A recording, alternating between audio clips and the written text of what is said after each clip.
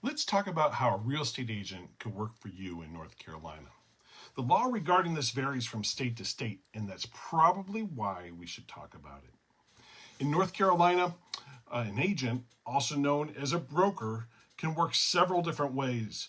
For buyers, we can work as a buyer's agent, a dual agent, and a seller sub-agent. The important thing is to remember that until you are in an agency relationship, you shouldn't reveal any confidential information to that agent. Financial information would be a big one. This can jeopardize your standing in negotiations.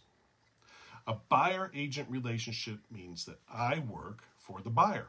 I represent and have a fiduciary responsibility to my client, and it's an exclusive relationship, so in turn, the buyer only works with me. We can start this relationship with an oral agreement, but the Real Estate Commission in North Carolina likes to see it put in writing before writing an offer on a property.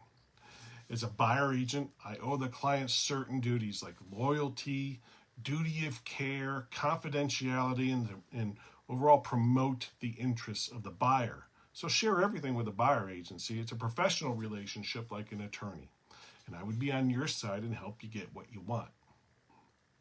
A dual agency relationship is when I take a buyer to a property where I or my office also represents the seller. It happens from time to time, and I find it can work out really well. I must share the loyalties between the two parties, however, and I must also maintain my duty of care and confidentiality. And I must treat each party fairly and equally, and I can't give one party advantage or the other.